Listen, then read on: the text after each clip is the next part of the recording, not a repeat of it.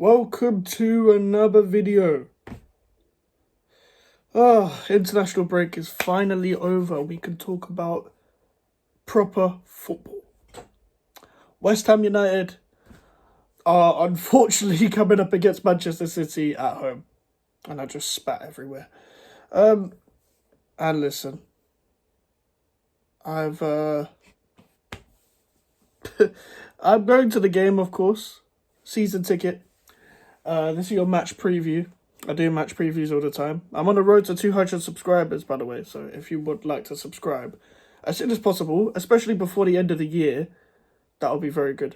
We want to get there as soon as possible. Definitely before the end of the year, 200 subscribers, because I hit 100 subscribers. Pretty sure this time this time last year, I think. Either this time last year or this time a couple years ago. I don't remember. That would be sick. Get 100 subscribers in a year again, because this channel's not that big.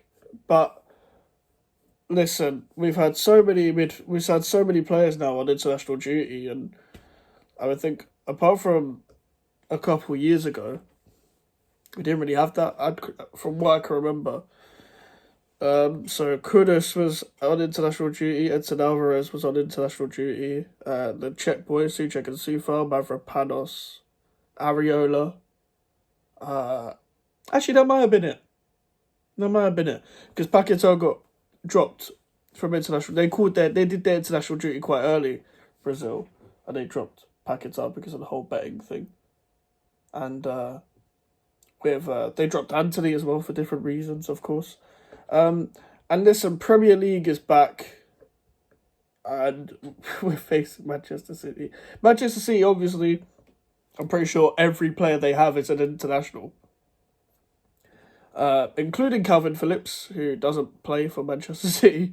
I don't know whether Mateus Nunes got called up. I know Jeremy Doku. Then new signings haven't played yet. Really, I don't think Doku's played yet. I don't think Nunes has played yet. They didn't play against Sheffield United. And what was that other game? Fulham. Doku played against Fulham. Played on the left, I think. I watched Match of the Day, and I'm pretty sure that is where he played.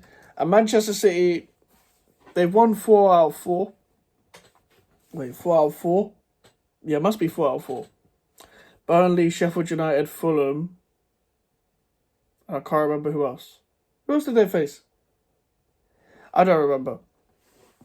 But we have to face them this weekend. And fun fact, we've only lost 2 games at home in this calendar year, and that was the game against Liverpool, where people would argue that we were robbed.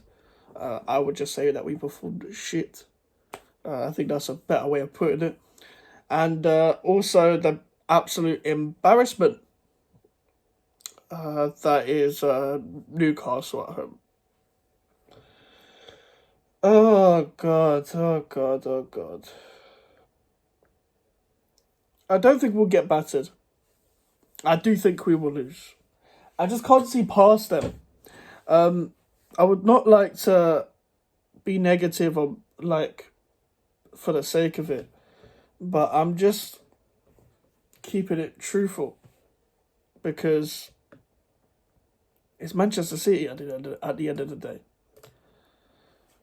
They usually start off poorly and then end off really good, but this time they're maybe not performing well, but they're getting 4 out of 4, which is something they don't do in the context of them being title contenders every year and starting off badly, and then they go on the end and win 30 games in a row, and they scar whoever's competing for the title with them, which I think will be Liverpool, and then Arsenal will just be below. I don't think they'll compete for the title as much as they did last year because of extra fixtures. And here's the thing. Manchester City will compete on all fronts. They don't have actually that much of a deep squad as people think. It's just that they have quality instead of quantity. So they had to sign players. They didn't have to, because they could have just won the league anyway, but because Gundogan, Mahrez left, and they didn't really sign many players last year, I don't remember what they signed Haaland last year, and that was it, no? And Alvarez. Was it just Haaland and Alvarez? And Ortega. Fucking hell, a backup keeper. Because Zach Steffen wasn't good enough. He got kicked out after that Liverpool game in the FA Cup. But with everyone going, they got Gavardio, they got Kovacic, they got Doku, they got Nunes. I think that's what. I think that's everyone they've signed. Obviously Laporte left, Mahrez left, Gundogan left. I can't remember who else left, but they needed players, and Doku will give them something a bit different. Pep wants players that recycle the ball, and Doku's very good in possession. Doku actually ruined us in a pre-season game for Rennes. I'm pretty sure it's him that played down the right, and we didn't play well that pre-season game. That those pre-season games were a bit worrying. And usually when we start off worrying, we start the Premier League worrying. We are also unbeaten, to be fair, but we are on 10 points. I would say that Bournemouth played well up until we scored. Then we dropped off. Naya Faged, howler. Against Solanke, he had a howler against Chelsea. Got a red card, of course, a deserved red card. That is his second yellow red card. We also faced Brighton. We deserve to win that game. And we deserve to win against Chelsea as well. And against Luton, we deserve to win it. But again, Naya Faged. The guy against Haaland, I'm trying to think, did he get to play against Haaland? I don't think he did get to play against Haaland last season. I think he was ill for the game at the Etihad. And I think, he was injured for the first game of the season. I watched that. Watching Ben Johnson at centre-back and Zuma was still not match fit. And I'm watching them two together and I'm like, what the fuck am I watching? And I was just... It was just Haaland scoring on his debut. Of course he would. He's already got like three goals against us.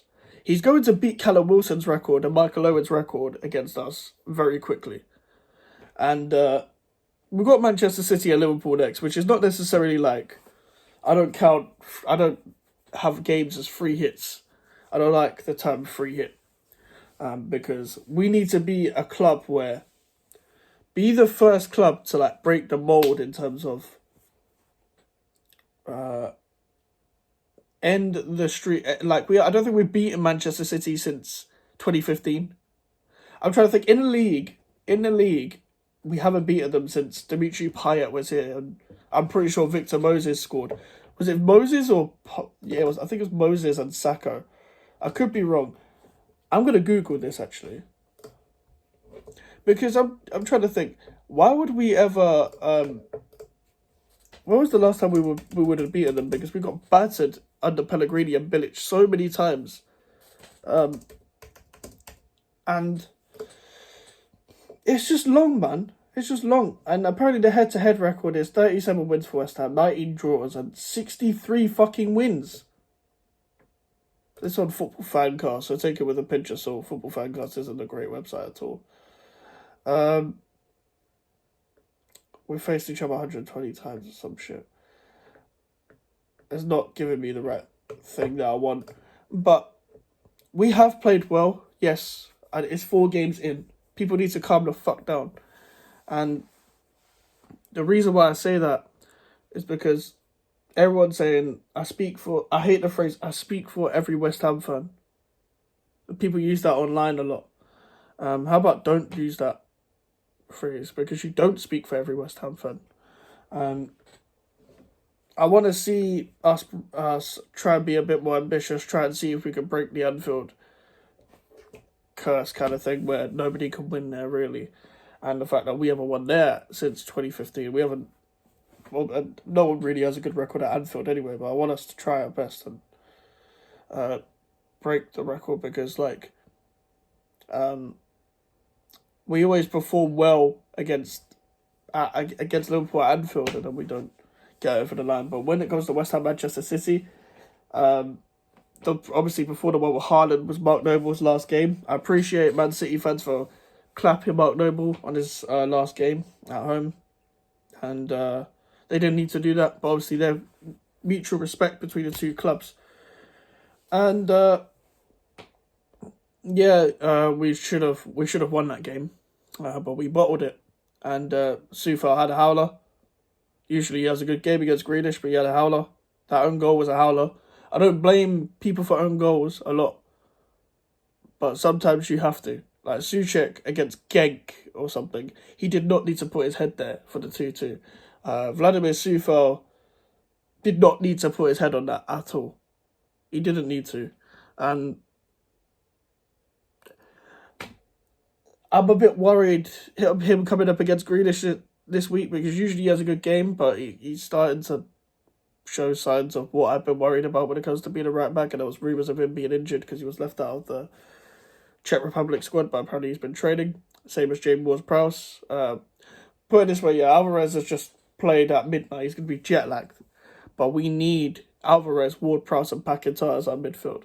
Mohamed Kudus is going to be coming back from Ghana, and they're going to be another jet-lagged player, and he probably won't play. But I think eventually he might have to play the front three with Antonio and Bowen.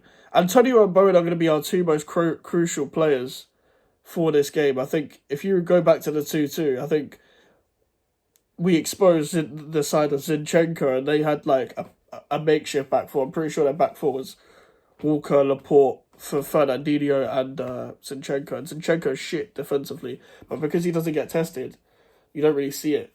And you could see that for Manchester City in general, because the guy was a number 10, and then he went to left back because of his whole inverted stuff. And we just got him behind. Antonio put Bowen through for one of them. I can't remember how the other goal went, but I can't lie, the atmosphere was top that day in like the first half. I was so happy that day. You could actually watch the match vlog from that day if you want. And I just don't see any chance of us winning. And apparently, I know Haaland apparently is limped off against whoever the fuck he played for Norway. But they're not a one-man team. They will always find a way to win. They've got Julian Alvarez who could come in. I know sometimes they've been playing together as well. And their squad speaks for themselves. Like Kovacic is a top player. He just performed really, really bad for Chelsea. Rodri is a clutch player. Foden, fucking hell. I love watching him play. I watched the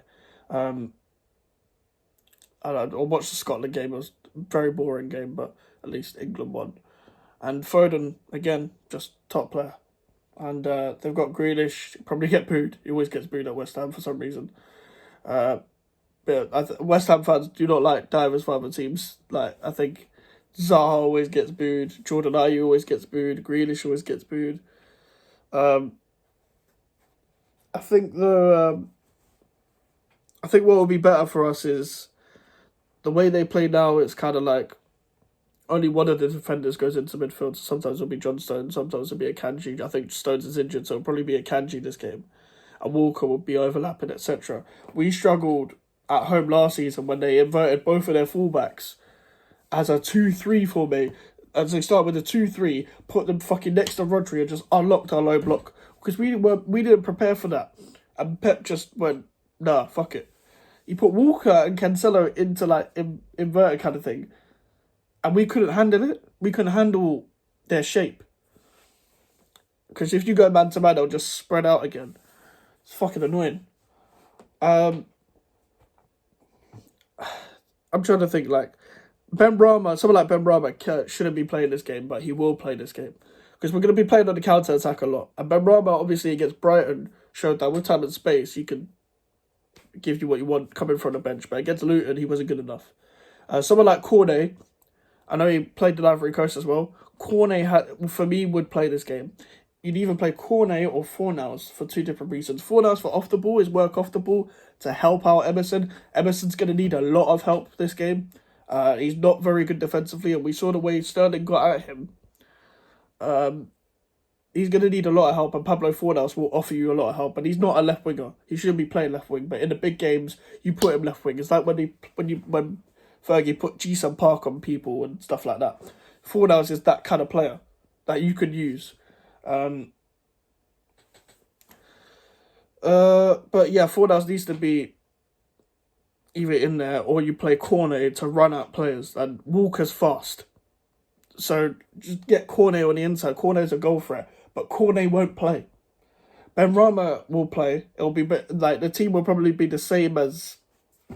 It'll be the same as Luton, but maybe with Souček instead of Alvarez, depending on if Alvarez is jet lagged, because Moyes will find a way. Or it'll be the same team that started against Brighton, where he puts packets off the left and Souček, Alvarez, Ward-Prowse, because it's a more rigid midfield. Which for me I wouldn't go with because we're at home. We should be playing that kind of team. We're going to be going down the right a lot. Bowen against Ake is a really, really good player. A very underrated player. A player everyone wanted when he was at Bournemouth. And I think people underrate because City change their defenders every year. I do think Ake and Gvardiol, if they're going to play together, I would thought Ake would go out to the left back and Gvardiol would go centre back. But Pep does it the other way around, which is interesting. It doesn't look right to me, but it's Pep Guardiola. I'm not going to ever doubt what Pep Guardiola does as a manager because it's Pep Guardiola. Unless when he needs to be criticised, he needs to be criticised, obviously, but you know what I'm saying.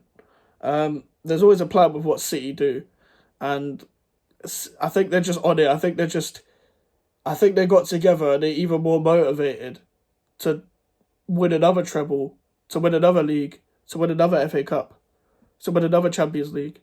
They're even more motivated now. And the reason why I think that is because I'm pretty sure, Kyle Walker even said it.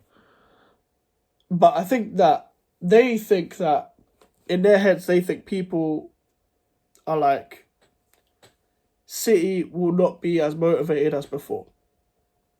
But what I also think is that they are going to be more motivated because of that. They think, we're not motivated to do it just because we won a treble. We're going to do it again. How about that? That's how I think they'll go into it. And it's going to be really annoying seeing my team have 5% of the ball and misplace our passes on the counter-attack, because that's what's going to fucking happen, unfortunately.